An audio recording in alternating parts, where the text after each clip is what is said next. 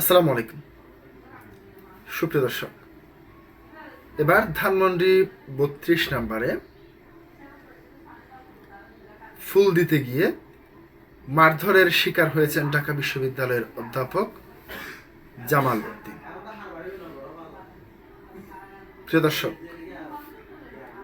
একটি দেশে রাজনৈতিক মত পার্থক্য থাকবে এবং মতবিরোধ থাকবে, তাই বলে ধানমন্ডি ৩২ নম্বরে যাওয়াকে কেন্দ্র করে এবার একজন ঢাকা বিশ্ববিদ্যালয়ের অধ্যাপককে এভাবে মারধরের শিকার হওয়া কতটুকু যৌক্তিক?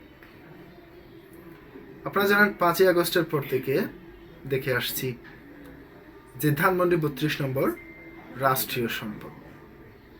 সেই ধানমন্ডি ৩২ নম্বরকে যেভাবে ৫ই আগস্টের পর প্রথমে ভাঙচুর করা হলো, ভাঙচুর ও অগ্নিসংযোগ করা হলো, ভিতরে ঐতিহাসিক যে সমস্ত স্মৃতিগুলি ছিল সেটি আসলে মূলত সরকারি জাদুঘর হিসেবেই স্বীকৃত ছিল, সেটি কোনো ব্যক্তিগত সম্পত্তি ছিল না। ধানমন্ডি ৩২টি রাষ্ট্রীয় সম্পদ ছিল, সেখানে মুক্তিযুদ্ধ এবং স্বাধীনতার বিভিন্ন ধরনের স্মৃতি সেখানে জড়িয়ে রয়েছে। সেই স্মৃতিগুলিকে নষ্ট করা হলো প্রথমে, তারপর অগ্নিসংযোগ করা হলো, পরবর্তীতে একটা সময় গিয়ে সেটি প্রকাশ্যে বুলডোজার দিয়ে গুড়িয়ে দেওয়া হলো, তাও সরকারি হস্তক্ষেপে। মূলত সরকার নিশ্চুপভাবে দেখেছে, বুলডোজার কিংবা ভেকো দিয়ে সেটিকে ভাঙচুর করেছে, প্রায় ২-৩ দিনের অনবরত ভাঙচুর করেছে প্রথমবার, তারপর দ্বিতীয়বার আবারও সেটি বেশিরভাগই ভেঙে ফেলা হয়েছে। সে ধানমন্ডি ৩২ নম্বরে কেউ যদি ফুল দিতে কিংবা দেখতে যান, তাদের উপর এ ধরনের মারধরের শিকার করা হচ্ছে। সেটি ছিল নির্বাচনের আগে, আবার নির্বাচনের পরে কেন এ ধরনের মবের শিকার? এই মব কি বাংলাদেশ থেকে কখনোই যাবে না?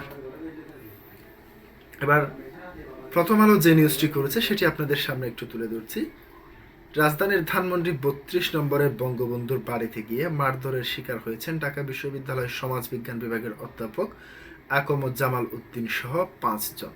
আজ রোববার বিকেলে এই ঘটনা ঘটে। পুলিশ বলছে, ফেসবুকে গণকান্নার কর্মসূচি ঘোষণা নিয়ে ধানমন্ডি ৩২ নম্বরে গেলে বিক্ষুব্ধ জনতা তাদের মারধর করে, পরে পুলিশ তাদের উদ্ধার করে।